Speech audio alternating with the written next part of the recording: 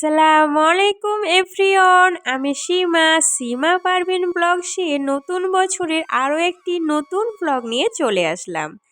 আজকের ব্লগটি সকাল থেকে শুরু করেছিলাম। আব্বু আগের দিনই বলেছিল যে খেজুরের গুড়ের পায়েস খাবে, তাই আব্বু গুড়টা রাত্রিবেলাতেই নিয়ে এসেছিল। সকালবেলায় দুধটা জাল হতে বসিয়েছি। এখানে 1.5 কিলো দুধ ছিল। 1.5 কিলো দুধের জন্য কিন্তু পারফেক্ট মাপ হচ্ছে 1.5 কাপ চাল। তাই চালটাকে আমি ধুয়ে দিলাম। এদিকে কিন্তু দুধটাকে আমি 2টো এলাচ ফাটিয়ে জাল হতে দিয়েছি। দুধটা ঘন হয়ে আসলে ধুয়ে রাখা চালটা দিয়ে ভালোভাবে নাড়াচাড়া করে নেব। আজকে আবার আব্বু খোয়া ক্ষীর দিয়ে এই পায়েসটা রান্না করতে বলেছে, তাই খোয়া ক্ষীরও নিয়ে এসেছিল।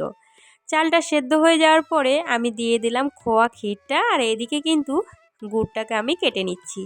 এই গুড়টা কিন্তু একদম অরিজিনাল ছিল, খুব সুন্দর একটা ঘ্রাণ আসছিল। গুড়টাকে দিয়ে আমি অনবরত নেড়ে নেড়ে মিশিয়ে নিব। আচ্ছা, খেজুরের গুড়ের পায়েসটা রান্না করার সময় গুড়টা কিভাবে মেশাতে হয় জানি অনেকেই জানেন, আবার যারা জানেন না তাদের জন্য এই টিপসটা।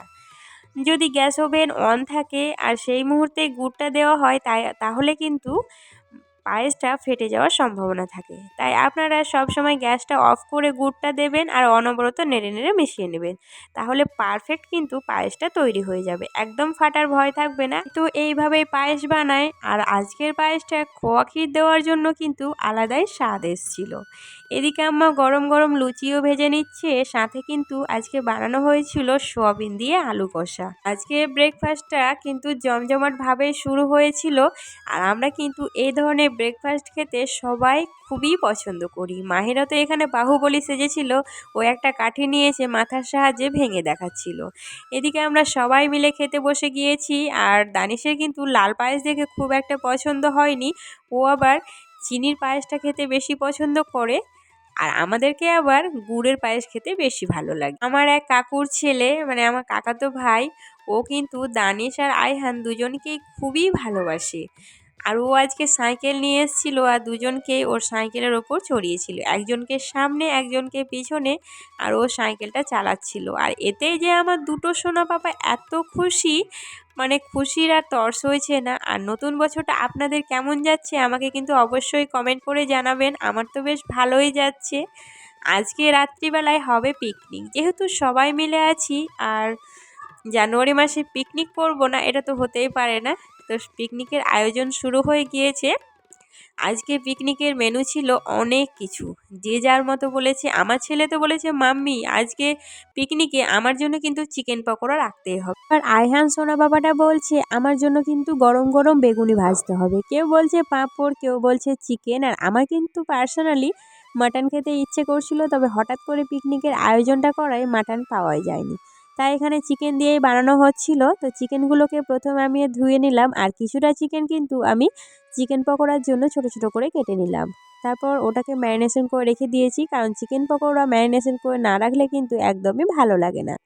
চলে এসেছি বেগুনগুলোকে কেটে নিতে, কারণ বানাতে হবে যে বেগুনি, ছেলের আবদার, না বানালে হয়। আজকে কিন্তু আমরা বাসমতি চালেরই ভাতটা রান্না করছিলাম। আমাদের আগে থেকে ইচ্ছে ছিল বিরিয়ানি করব, তবে আজকে হঠাৎ করে রাত্রিবেলায় প্ল্যান হওয়ায় কিন্তু বিরিয়ানিটা করা হলো না।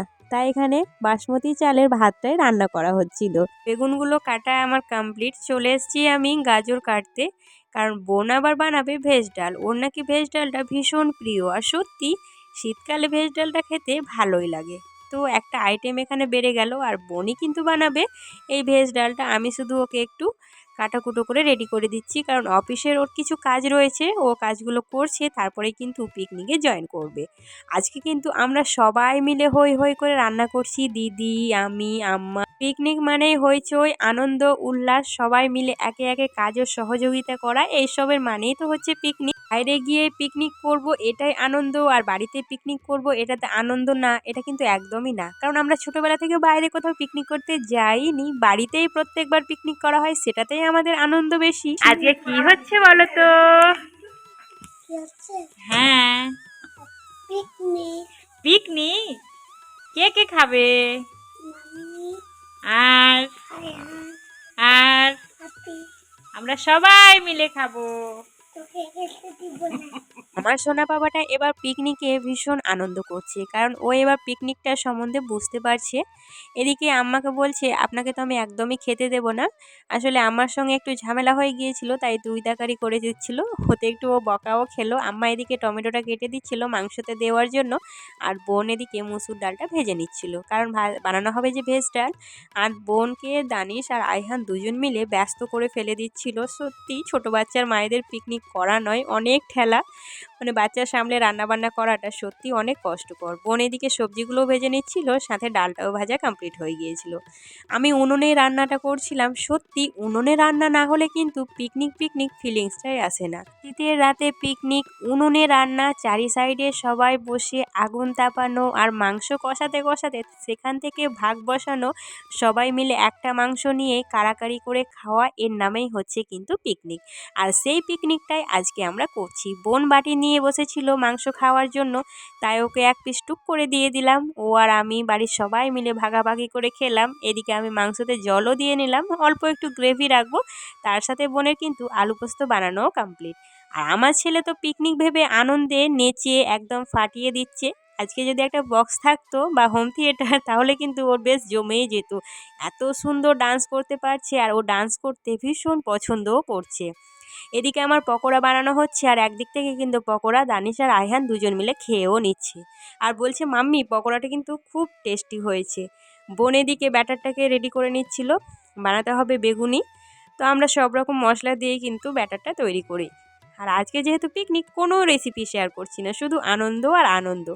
সত্যি আজকে রাতটা না আমাদের অনেক আনন্দ করে কাটিয়েছি, মানে এতটা আনন্দ হয়তো অনেক দিন পরেই করলাম। আজকে পিকনিকের মেনু অনেকগুলোই ছিল, চলুন সেগুলো আপনাদের মাঝে একটু শেয়ার করে দিই। আজকে ছিল ভেজ ডাল, তার সাথে বেগুনি, চিকেন পকোড়া, আলু পোস্ত আর চিকেন। আর তার সাথে দই, মিষ্টি, পাঁপড়, স্যালাড এইসব তো থাকবে। আর দিদার জন্য ছিল একটা সুগারের মিষ্টি, যেহেতু দিদার সুগার আছে তাই সুগার ফ্রি মিষ্টিটাই নিয়ে আসা হয়েছিল। আমাদের কিন্তু থালিটা একদম কমপ্লিট হয়ে গিয়েছে, আমি একটু আপনাদের মাঝে শেয়ার করে দিলাম। আজকের খাওয়া দাওয়াটা কিন্তু একদম জমজমাট হয়েছিল। ভিডিওটি এখানেই শেষ করছি, সবাই ভালো থাকবেন, আল্লাহ হাফিজ।